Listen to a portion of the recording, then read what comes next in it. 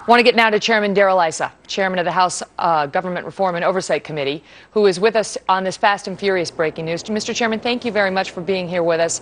So let's start with this report in the LA Times that says that House leaders, the Republican House leaders, have drafted a proposed contempt of Congress citation for the Attorney General of the United States. Is that true?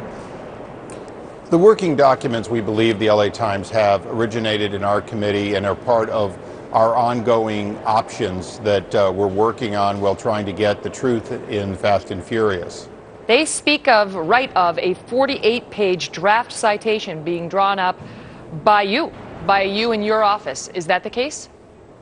Well, by definition, we've made it very clear repeatedly, including when Attorney General Holder was in front of our committee, that our patience is limited and that although he agreed that he was going to, quote, cooperate, he also caveated it with a whole group of things he wouldn't do. And I think the most notable one is Congress was lied to. The American people were lied to on February 4th of last year. And 10 months later, when they finally admitted that it was an outright lie, we included in a subpoena the legitimate and necessary request. Tell us how that lie came to be and tell us what happened during the intervening 10 months. The Attorney General has flat refused to give us any documentation after February 4th, but on the other matter, he's also refused to give us the kind of information necessary for us to understand who works at Justice Today, particularly here in Washington, who was part of this failed program, part of the decision, made decisions, and wanted this program, and is still working there, and the President should not have confidence by any means in those people. And forgive me for pressing, Mr. Chairman, because we appreciate you coming on, being here. Sure, but I do want to just ask if you're comfortable answering that, if there is a 48-page draft citation of contempt that you or your office have prepared. There is a document. We haven't seen this document, so we can't be sure the same it is. But of course, we have gone through and made the case for the various reasons that we have no choice left unless the justice changes their position and changes it quickly so that we can get legitimate discovery. Let's remember something. 12 Secret Service agents made a terrible lapse in judgment in Cartagena. 9 of them, I believe, today are gone. In many ways, a much worse lapse in judgment that has led to the death of Brian Terry, led to the death of countless Mexicans on the other side of the border, 2,000 weapons that will keep killing for years to come. And these people still have their jobs, and we don't even have their names for sure.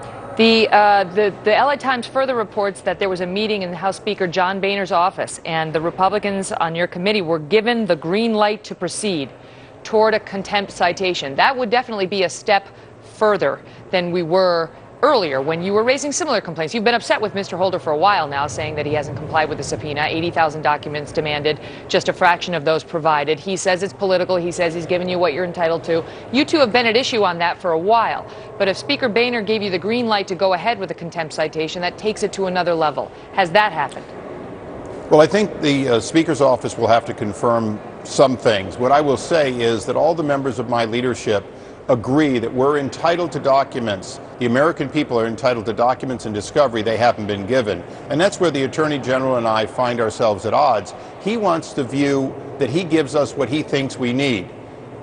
Quite frankly, for those old enough to remember, Richard Nixon thought there were a lot of things we weren't entitled to that ultimately the American people are glad that Congress got. This is the same situation. It is about what happened after Brian Terry died, after these weapons had long since been denied, and Congress says the American people have to know and hold people responsible. And what's We're the not time? talking about the sorry, sir. What is the time frame on this? Because, you know, in your estimation, the Attorney General has been delinquent on his responses for months, really, now. So what is the time frame that you still see as available for the Justice Department to comply before they actually do get hit with a contempt citation?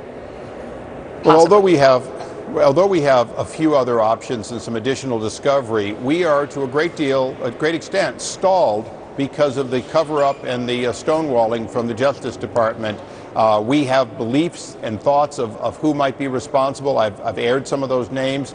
But getting to the truth and the President knowing the truth and taking quick and decisive action, that's going to take the kind of discovery we're not getting, that justice is holding, and these are legitimate documents, not just that we have a right to know, but the American people have to have a right to know who decided and who covered up. Congressman Darrell Issa, Mr. Chairman, we appreciate you being here. Thank you. All the best, sir.